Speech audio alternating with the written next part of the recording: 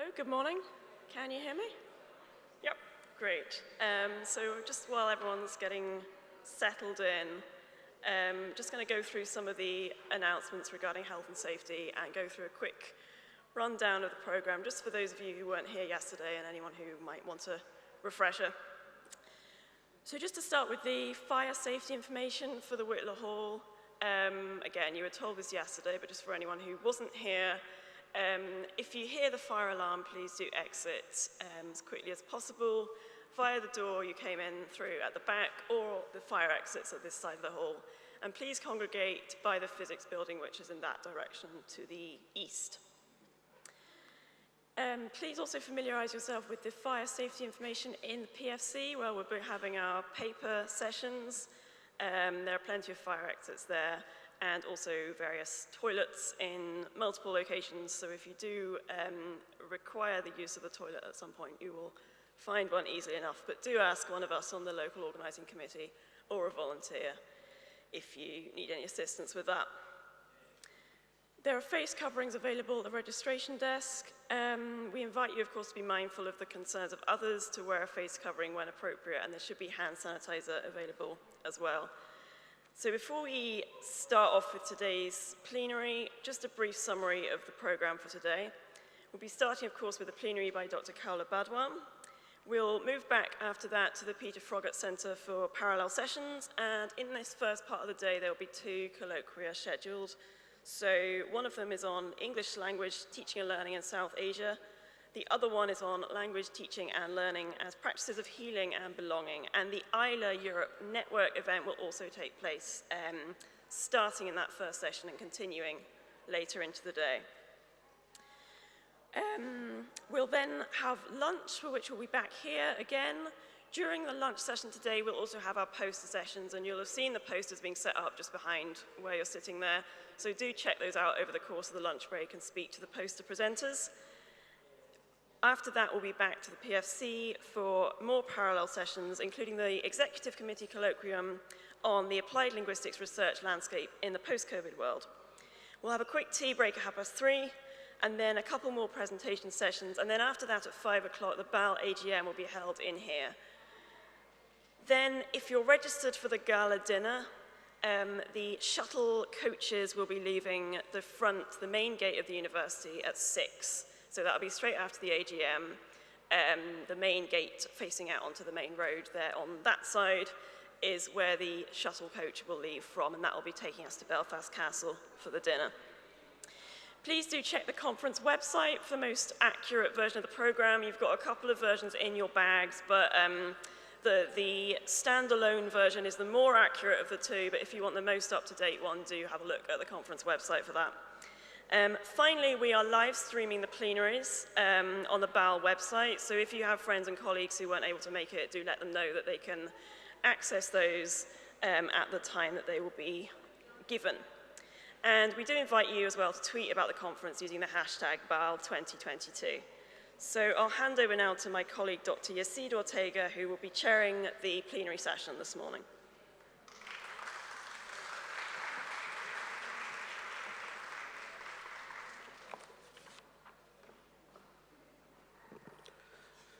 Good morning, everybody. My name is Yacide Ortega, and I work here at Queen's University Belfast, and I'm here to give a welcome to Dr. Badwan.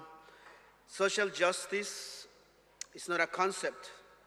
It's not a concept to be a staple on a mission or vision statements of institutions for the sake of advancing inclusive and diverse education.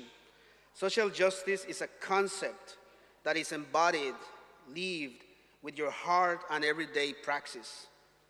Social justice is reciprocity. Social justice is resistance, rebellion, resilience to all forms of power. This is what I learned from Dr. Badwan's book. I have been working at the intersection of social justice and language research and education for several years now, and I was glad to find Dr. Badwan's book fascinating as it resonated with my work on questioning the insidious forces affecting language education in the world, neoliberalism, capitalism, and globalization. I learned that individuals do not have to be experts in linguistics to notice the significant impact of language in their lives, And throughout my work, I also noticed that teachers and students in different parts of the world, especially in marginalized communities, use language for self-determination and identity celebration. And today, I have the pleasure to introduce Dr. Kala Badwan to inspire us with more of this work. Dr. Badwan is reader in TESOL and Applied Linguistics at Manchester Metropolitan University. She is the author of Language in Globalized World, Social Justice Perspectives on Mobility and Contact from 2021, published by Paul Grave and shortlisted by BAAL Book Prize 2022, as you witnessed yesterday. Her work includes an interesting interest in language education, social justice, social linguistics, of mobility, new materialist approaches to intercultural communication and literacy debates. Her recent research focuses on how children and young people talk about trees in their lives. Working with an interdisciplinary research and funded by the Natural Environment Research Council, in November 2021, Kala was appointed by the Quality Assurance Agency as the chair of the Linguistic Subject Benchmark Statement Review, a role that entails reviewing the statement with a focus on employability, accessibility, inclusion, and sustainability. She was a member of the BAAL Executive Committee in the period 2019-2021. So please help me welcome her with a great round of applause.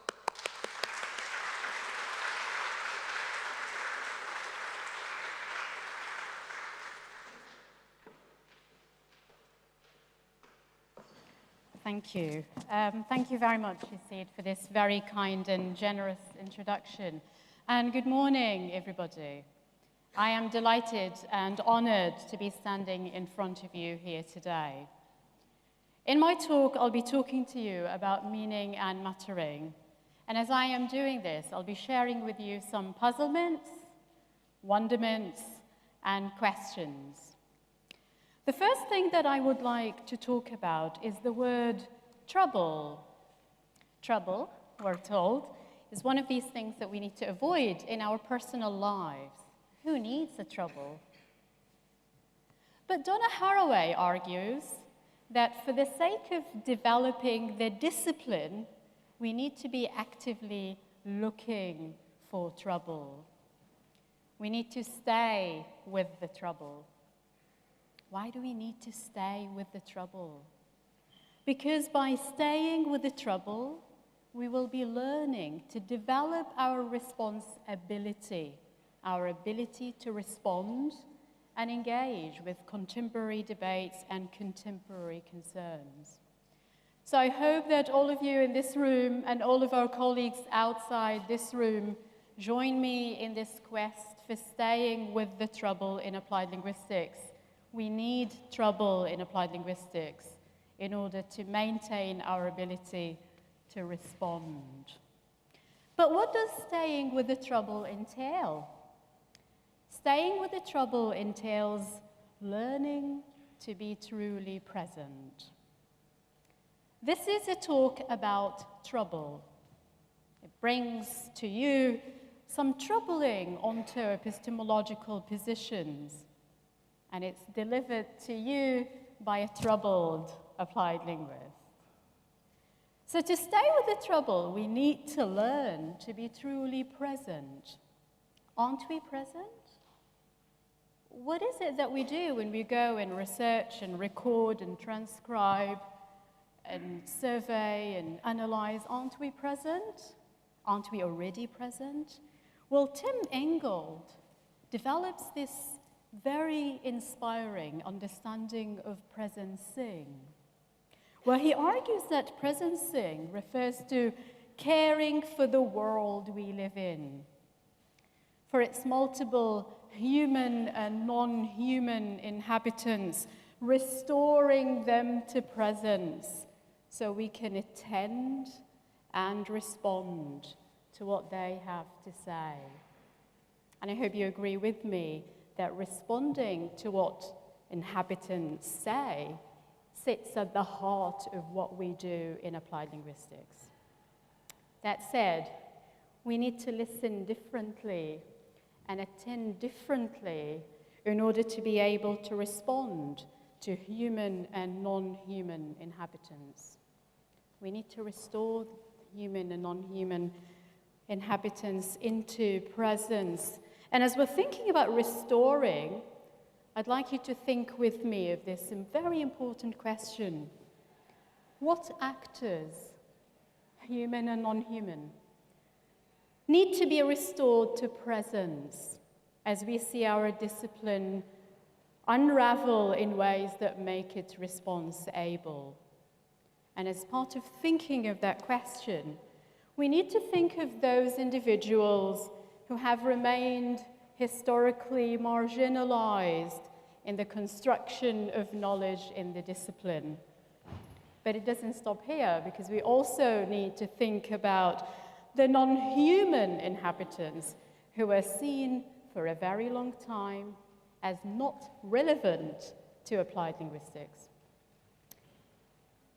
With that thinking comes the rethinking of what Bruno Latour refers to as matters of concern. Collectively, we need to ask the question, what matters in applied linguistics research?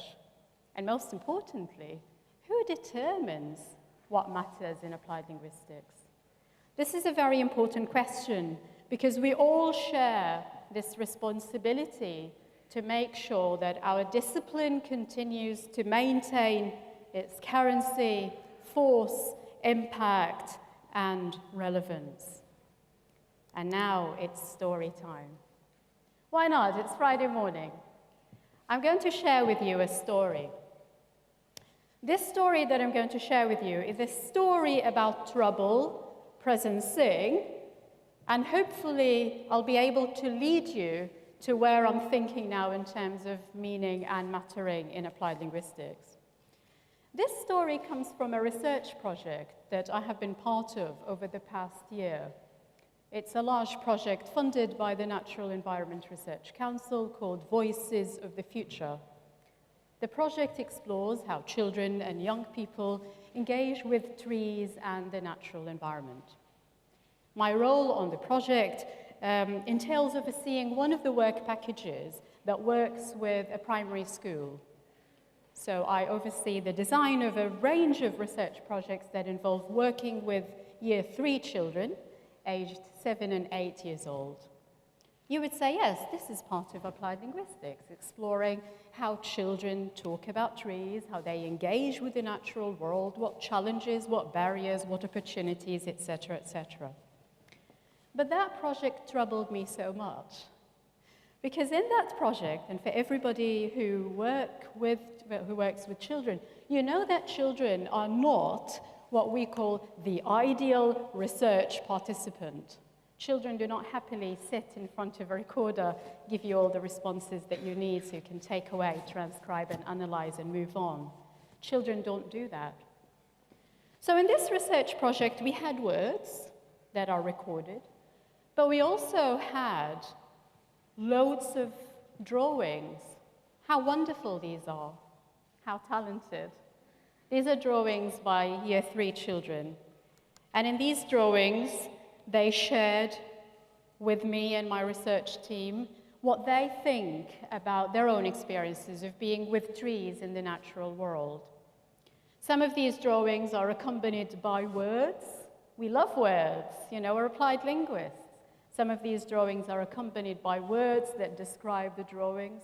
Other drawings are not accompanied by any words at all. Other groups decide not to draw anything and not to say anything relevant. And as an applied linguist trying to be truly present, I felt deeply troubled. How do I make sense? And do I have to make sense? What is language and what is not? What is relevant and what is not?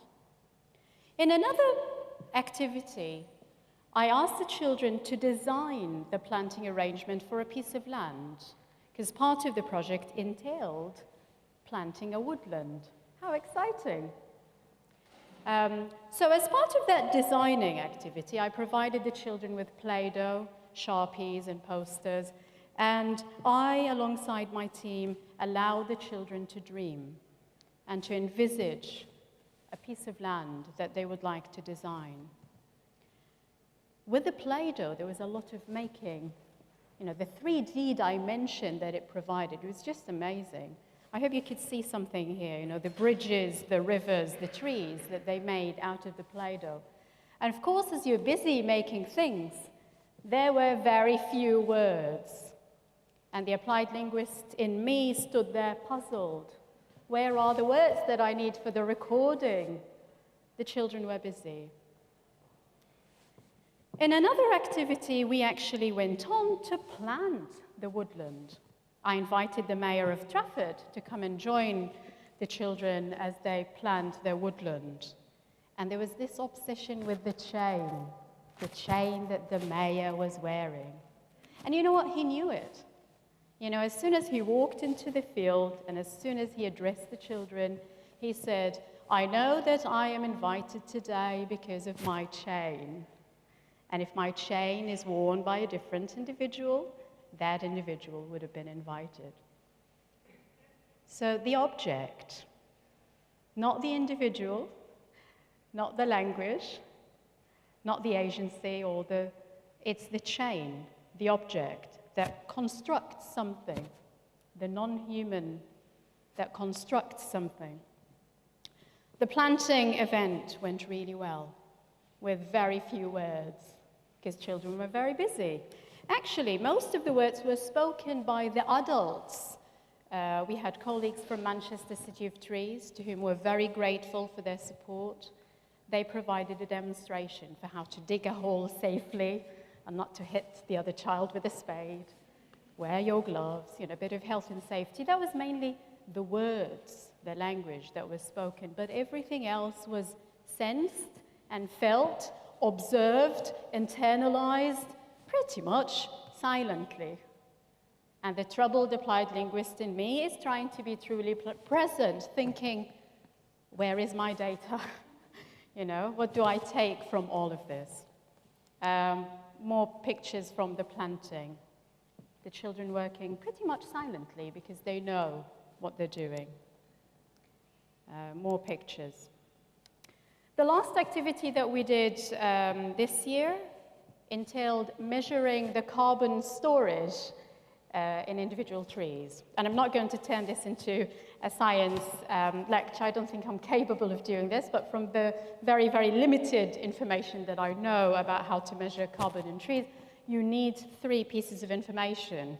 You need to measure the height of the tree, and we use something called a laser pointer to do this. The children insisted that it should be called a laser gun. It looked like a gun. We kept on saying it's a laser pointer, but, you know, they have their own way of naming things. And part of our commitment to entering the world, let's use these words. Okay, so we had a laser gun to estimate the height.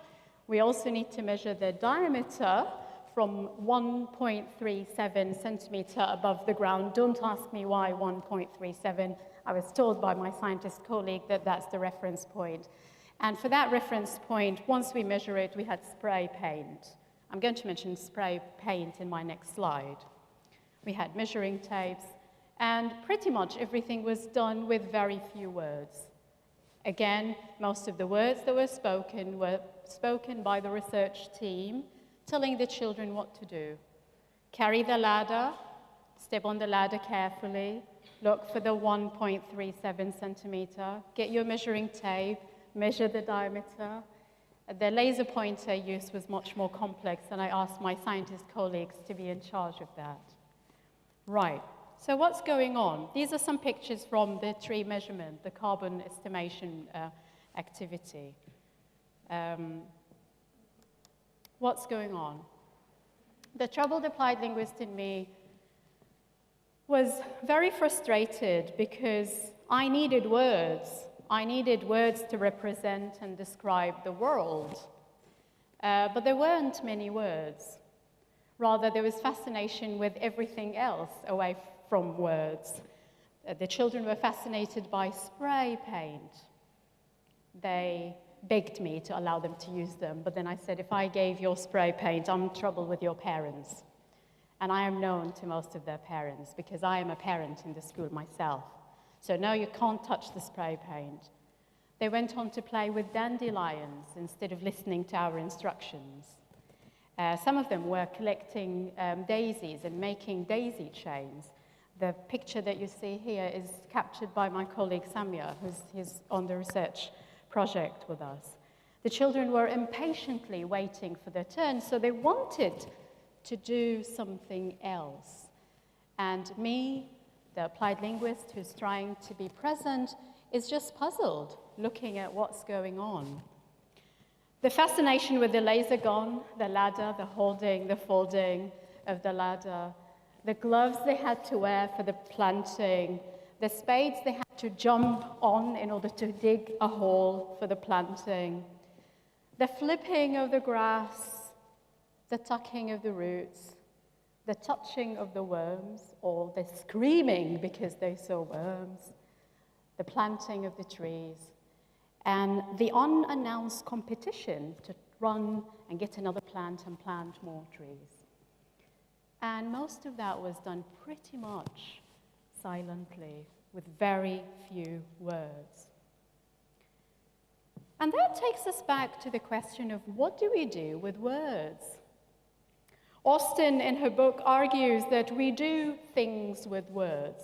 And yes, this has remained a very important focus for us in applied linguistics, the power of language to make things happen.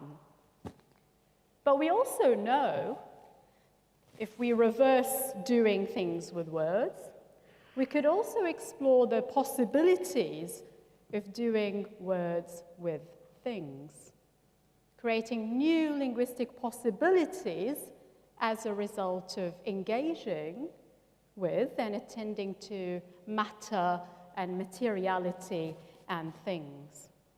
The pictures that you see in front of you are pictures of the children's books after the carbon measurement activity.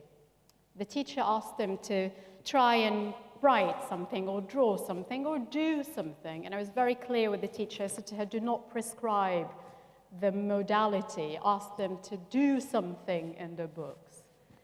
And this is very important, to allow the communities we work with to be themselves and to choose the modalities that they would like to use to capture, reflect, represent the reality or the experiences they've engaged with.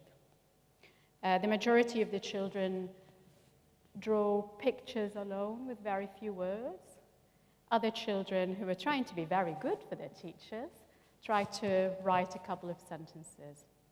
I have to remind you, these are 7 and 8 years old, and at this age, there is a lot of anxiety associated with spelling. They would say something like, absorbing carbon dioxide. Miss, how do I spell carbon dioxide? My goodness, they're testing my knowledge of spelling. But as you see, as we're working with human actors who are not usually the focus of our applied linguistics theorizations, we start to land on new ways of thinking about language. And maybe we could have a completely different discussion exploring how children are positioned in applied linguistics research. And in most cases, children are positioned in very adult-centric ways. These are things that we need to challenge. And we need to, as we're challenging that, we need to learn from other disciplines, such as human geography and childhood studies. That's the end of the story. Let's reflect on that story. To reflect on that story, I would like to say that this is a living example of the partiality of that narrow linguistic tale. That vulnerability that I felt as an applied linguist obsessed with words and written words and verbal expressions reflects that, the partiality of the narrow linguistic tale. Perhaps it's time to try and stay with the trouble by challenging some of these selective choices that we stubbornly insist on. Yes, we do continue to center the verbal, the cognitive, the intelligible, and the categorizable because it makes the world much more easier for us to describe, and it makes us feel more masterful, because we know what we're talking about. We've categorized things. But we also know that the world of communication and meaning-making and sense-making out there is not always intelligible and categorizable. We perhaps need to stop turning our back on the divergent, on the messy, on the unspoken and the unintelligible. And you know what? This is very painful and this is very troubling. So what does all of that mean? And what is missed if we insist on exploring the verbal and the written only? From the story that I've just shared with you, if I insist on the verbal and the written, I would walk away from the research site with very little data. But what happens if I decide to widen the scope of relevance in how we conceptualize language communication sense making, and perhaps try to think of language in a different way? What is missed if we insist on seeing our research participants as talking heads communicating with one another? Children are the perfect example of teaching us that they are more than talking heads. What if meaning is not always clear? What if meaning is not always coherent or categorizable?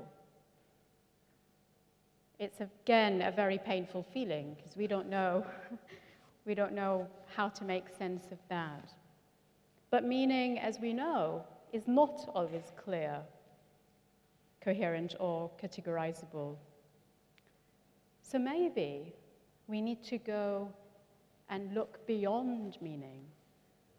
And this is where I landed in my thinking as I am exploring the concept of muttering. And I'm going to share with you next some of my thoughts about muttering. So muttering in applied linguistics is a discursive process. It's not something linear. It is discursive with unfinished configurations. And I think it's very important to emphasize that these configurations are indeed unfinished. I do have 1, 2, 3 on the slides, but that's not the end, and that's not the only way in which we can conceptualize muttering. But I wanted to share with you some of my thinking as I am talking about muttering. One way to conceptualize muttering is to think about it as exploring issues that matter in the discipline, starting with identifying how language not only means, but also matters. And we know from the social justice turn in applied linguistics that this way of understanding language, not just as meaning, but as something that also matters, is very important as we're thinking about creating a socially just conceptualization of applied linguistics.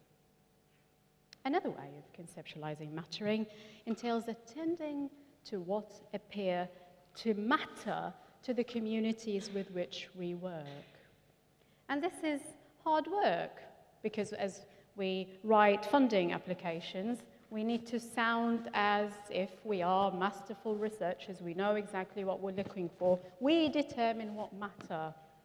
But we also, as we're trying to do this to please our funders, we also need to allow room to create spatial affordances that allow us to attend to what appears to matter to the communities with which we engage. And as we're also exploring muttering, we could uncover processes in which languaging becomes entangled with matter. So we're not just looking at what language is, but we're also looking at the doing and the becoming of language as a result of being entangled with matter. And I hope that you agree with me that as we are thinking of muttering, we can indeed explore new avenues for research and education. A quick overview of muttering and the unraveling of muttering in applied linguistics, and by no means this is not meant to be an exhaustive review of muttering in applied linguistics, but the reason why I wanted to share this with you is maybe to think together as a community of practice of how we started and where we are. So if we think about the starting stage of applied linguistics research, the focus was on talking heads. The focus was on how individuals communicate, convey meaning, interpret message, correct message, understand input, describe and represent ideas through language. And pretty much that remains the case until today. And this is valuable. I'm not trying to say that we need to move away from this. This is valuable. But that is perhaps not the only way in which we could conceptualize applied linguistics research. So with this particular focus of applied linguistics, the attention is on the human, the cognitive, and the structural. And I've underlined these three words because in the next slide, I'm going to present some of the key conceptual shifts that we need to challenge the human, the cognitive, and the structural.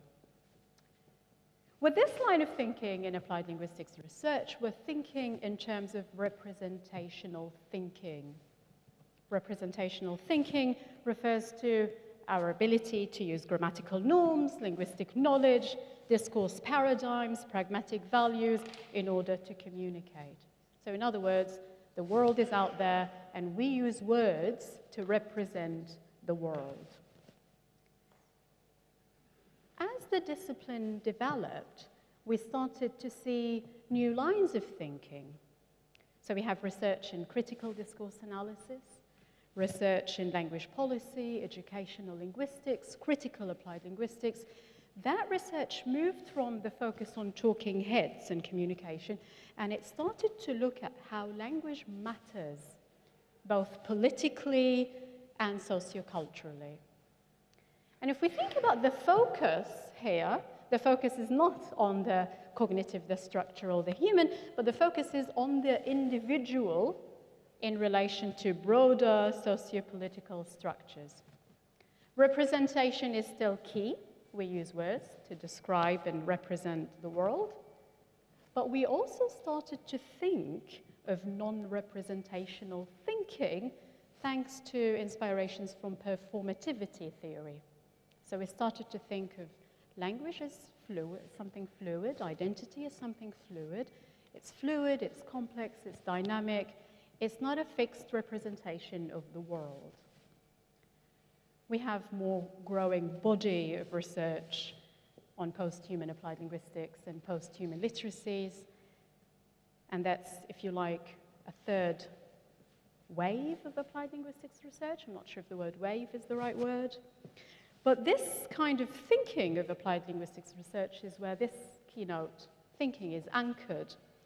And with post-human applied linguistics and post-human literacies, we're going back to the very basic word human, questioning what is meant by the word human, challenging the separation between what's interior and what's exterior, challenging the separation between the mind and the body and the rest, the human and the non-human. But what is also important in this line of thinking is non-representational thinking, which I personally find really difficult. Captured by the words of Karen Barad, where she says, not to turn everything into words. How challenging is that? Not to turn everything into words. But I found non-representational thinking very useful to inform my thinking as I stood there, vulnerable in the field, trying to make sense. Because I struggled with the lack of words, or I struggled with not being able to turn everything into words. So, we need key conceptual shifts to grapple with muttering. And the first one is we need to rethink what we mean by human. Rosie Braidotti argues that not all of us can say with any degree of certainty that we have always been human, unfortunately, or that we're only that.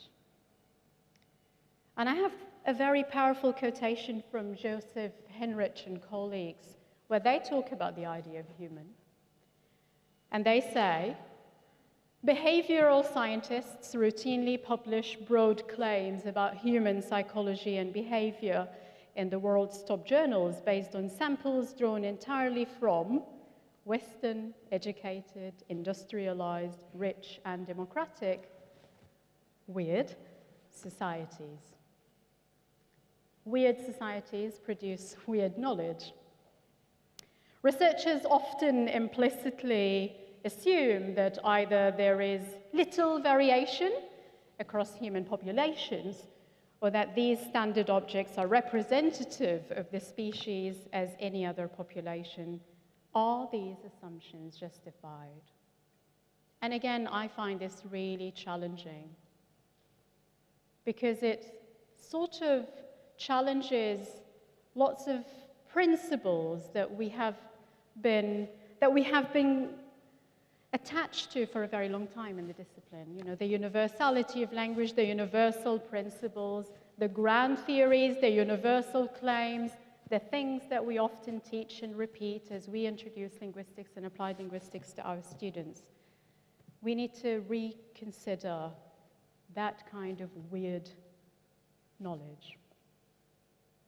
And that question over there is very powerful. Who wasn't always thought of as human? Due to age. That's why my work on children is very unsettling.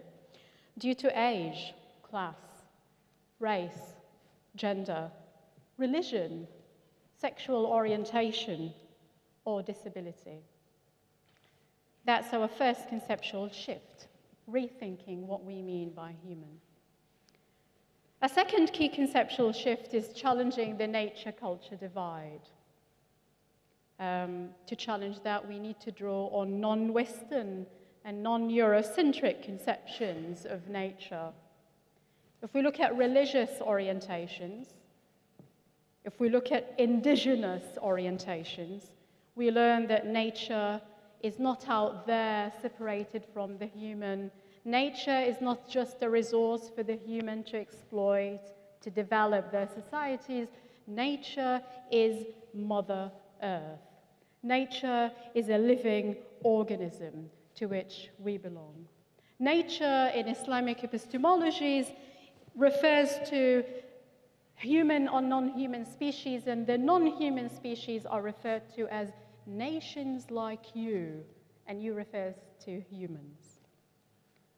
So as we're challenging the things that we've taken for granted for a very long time about what nature is and the relationship between nature and culture, that takes us back to the question of what is language or not? And who possesses language or not? And I'm going to tell you a story because it's Friday morning. Again, as part of the Voices of the Future project, I took part in a research activity with another work package, and that work package works with young men from asylum-seeking background. In that research activity, we took the young men to the forest. We wanted to have a walking experience with them, and part of that activity entailed sitting down, being quiet, and listening to the language of the forest.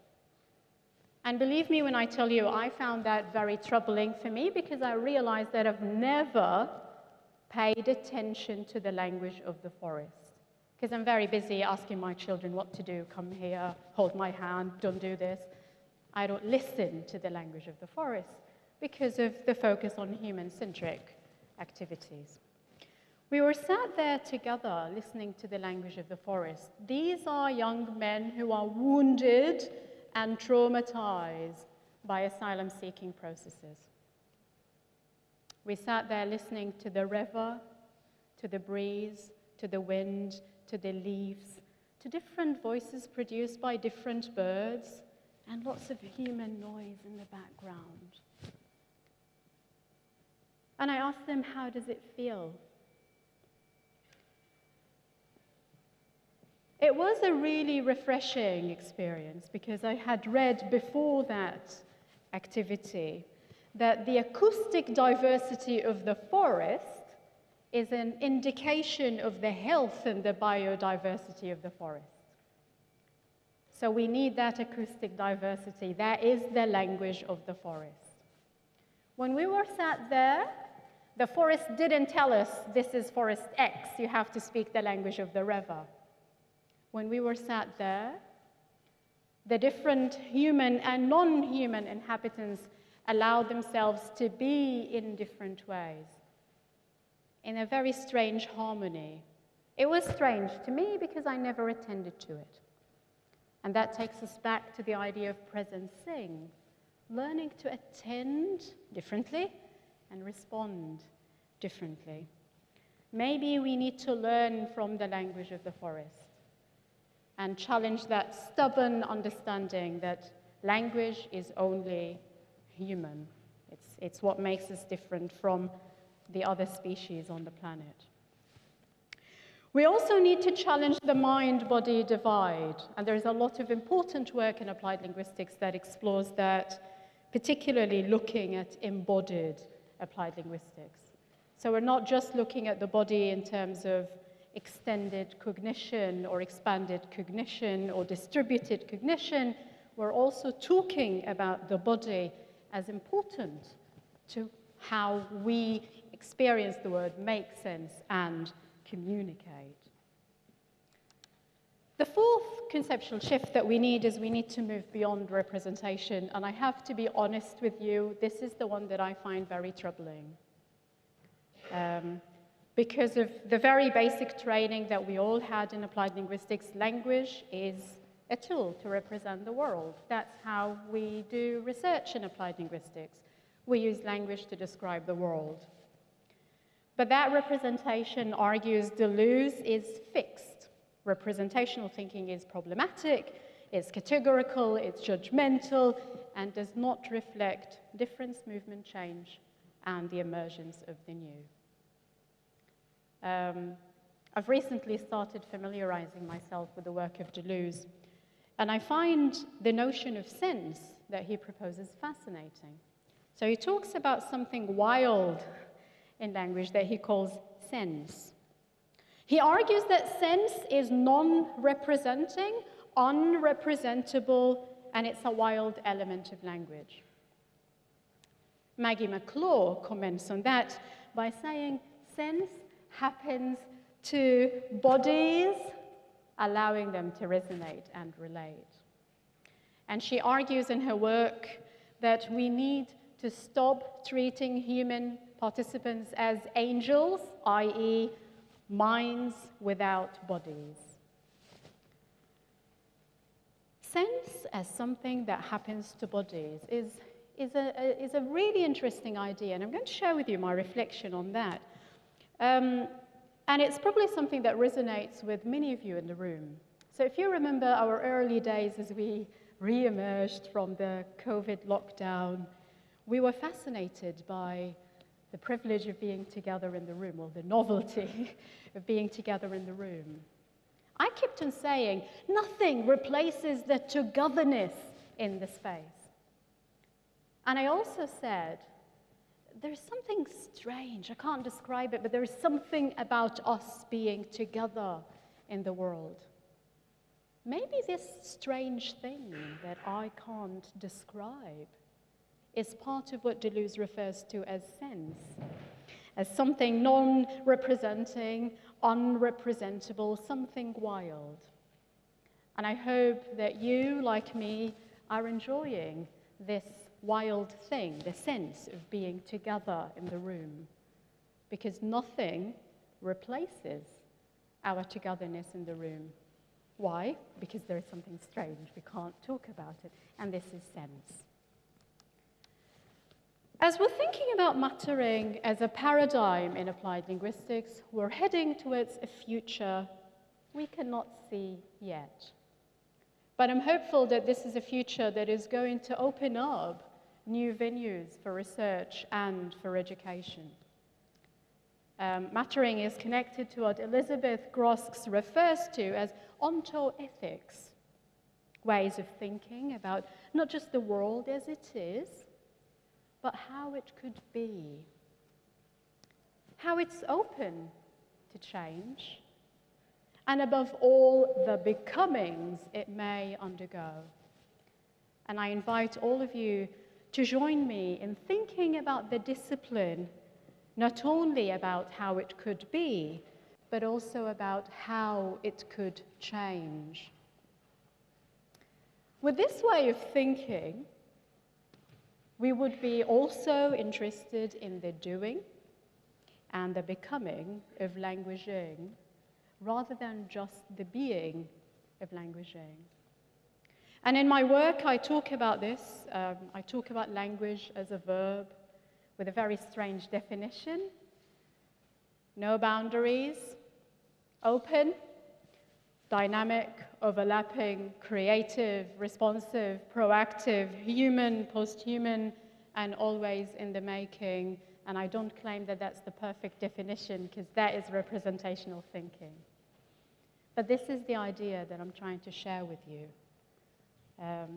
Attending and responding to the doing and becoming, and matter and muttering and post-humanism is very key to our ability to attend differently and respond differently.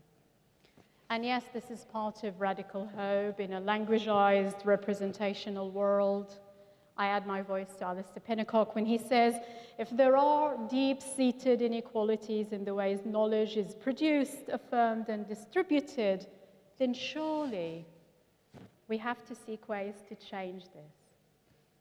To do so, however, we need new ways of thinking and doing applied linguistics.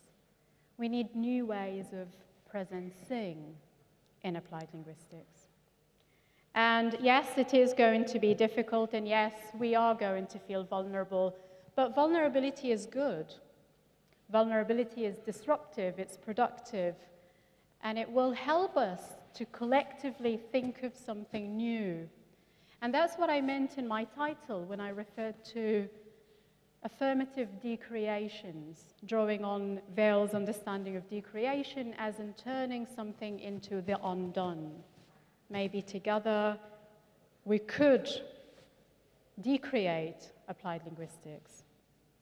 And as with doing this, we need to question the forms of mastery we claim, and this is very painful. You know, when we ask ourselves, what do we know? How do we know what we know? Who benefits from what we know? But most importantly, who is harmed by what we do not know? That's when we start to feel the vulnerability in relation to the epistemologies and the epistemological views that we hold of the world. And yes, we do need to admit that the forms of knowledge that we have can wound many people who are positioned and unfortunately continue to be positioned and might as well be like that until we decide to do something about it. They might continue to be positioned as less human in contemporary forms of epistemic injustice. And that's a state of being, argues Julia Singh, where she says we need to learn to live with ambiguities and uncertainties in our complex and ethical entanglement. Vulnerability then becomes a state of being. So rather than standing with a lot of confidence and mastery that we know what we're talking about, this is the theory, this is the universal application of the theory, we need to also grapple with the ambiguities and the uncertainties of our complex ethical entanglement. Yes, we will feel vulnerable as we do this, but we will also explore the vulnerability of the theories that we have been clinging to for a very long time.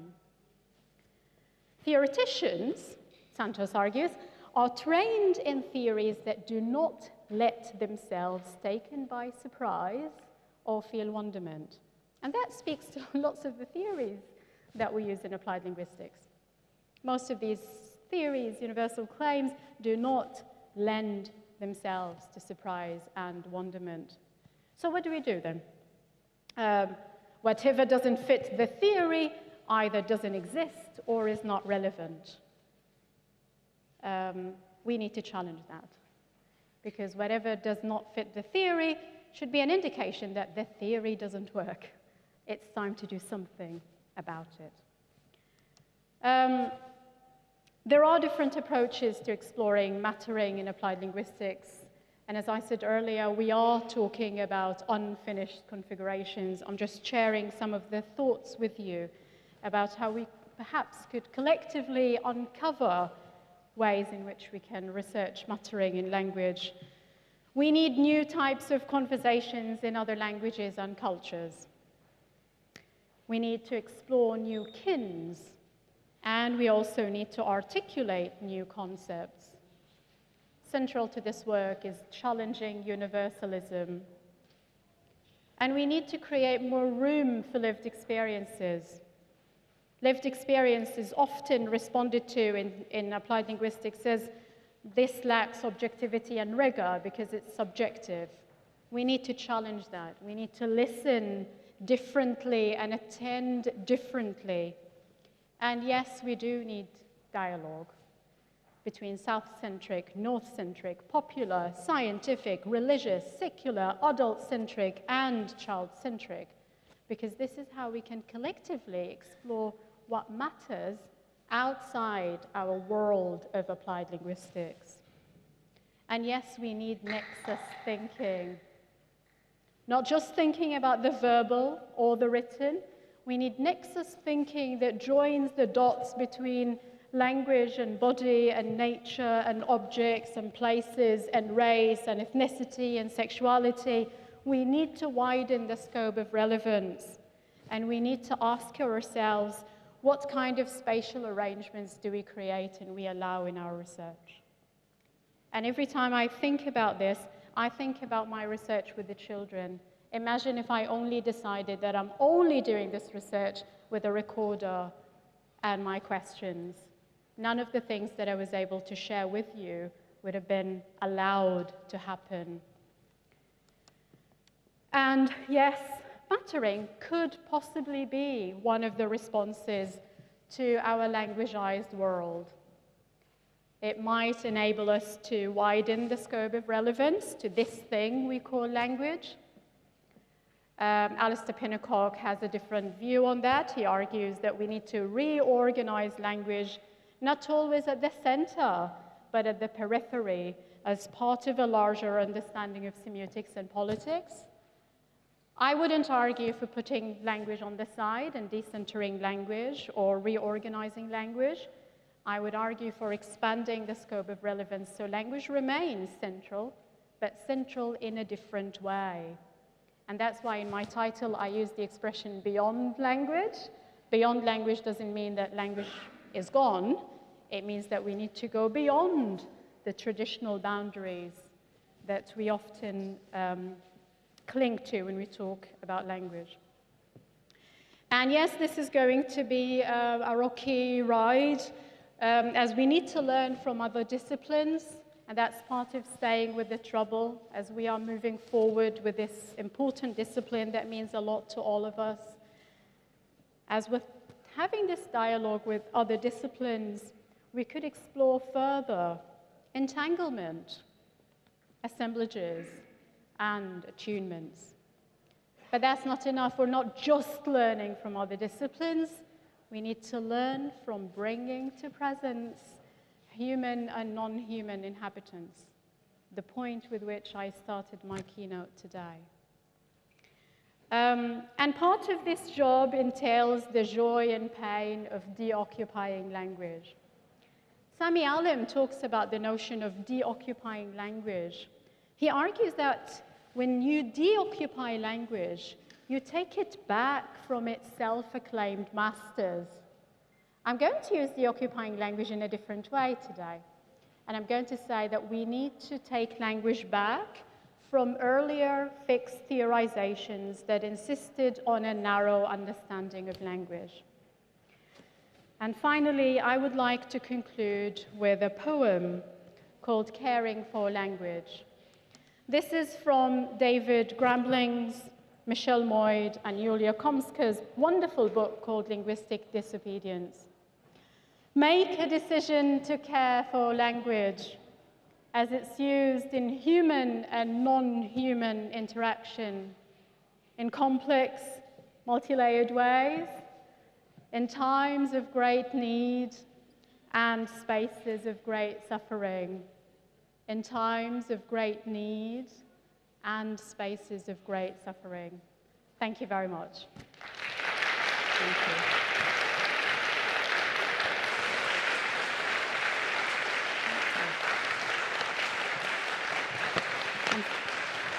Thank you so much for this wonderful presentation and that reminder of what matters. Thank you. What matters is Black Lives Matter, Indigenous peoples matter, marginalized people matters, Palestine matters, Syrian children matters, all of those who are in the position of less power matters, and that's what I take from this presentation. So what is going to happen now, we have a microphone down there, so if you have a question or a comment, please come forward, use the microphone, and exercise your voice. So we're here waiting for your comments or questions. Thank you. Anybody?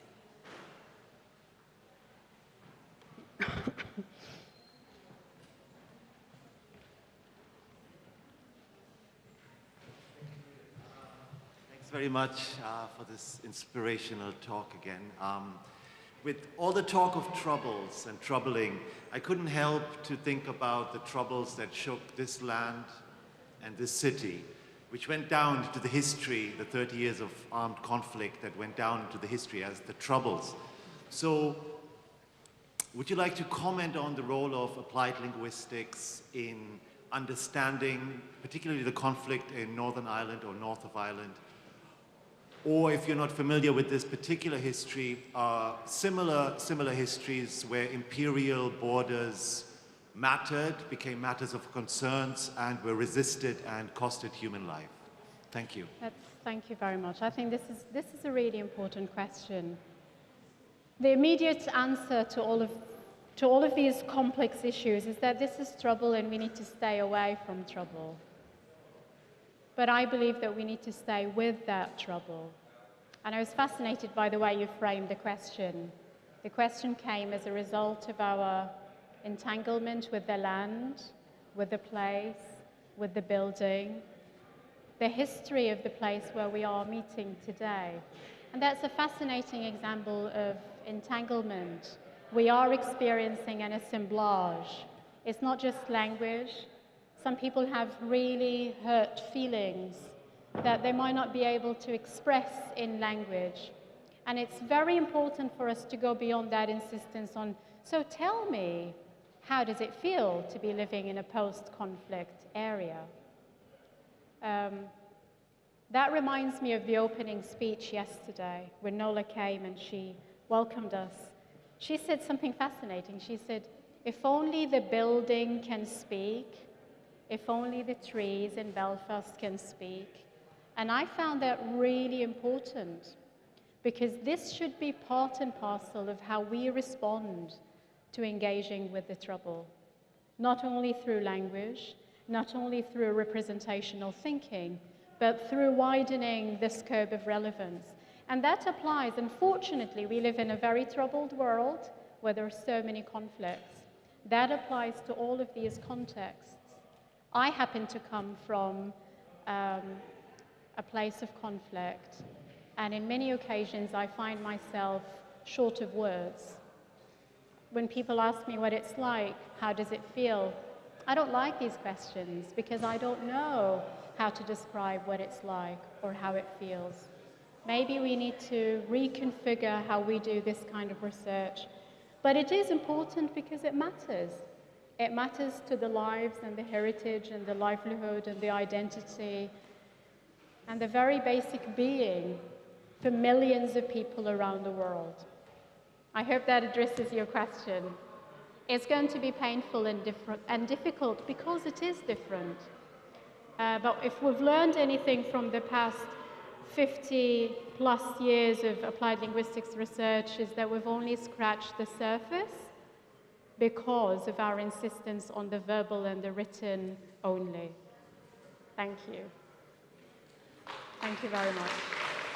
All right, we have one and last question. My friend over here is going to come over and ask the question.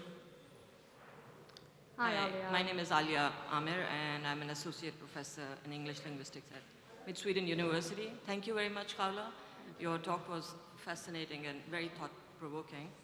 And connecting it to what was just said, and the word you use, troubles, I sometimes teach British cultural studies, so troubles has a specific association.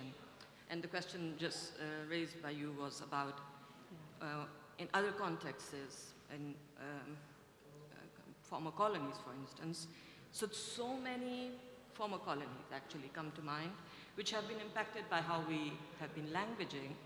If you even consider the current Pakistani floods, for instance, they have a colonial history and how climate change has affected, and it has all to do with how we language and how we conceive and perceive certain group of people.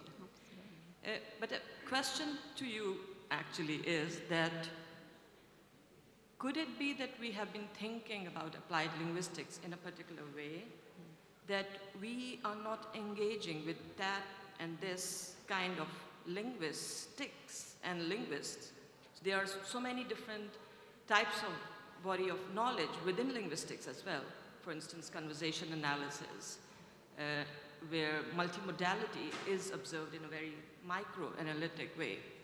How do we challenge the different bodies of knowledge within the bigger field of linguistics to talk to each other? Because I think one of the problems is that we are actually creating this knowledge in bubbles. That's a really important point, Ali, and yes, I completely agree with you. There are two problems here. So it's not just a problem of relying on one source of knowledge production, which tends to be Western, Eurocentric, weird. The other problem that we have in applied linguistics is that we focus on grievable people, on grievable lives and grievable languages. To explain the difference between grievable and non-grievable, I'm going to draw on the work of Judith Butler, where she argues that some people have grievable lives.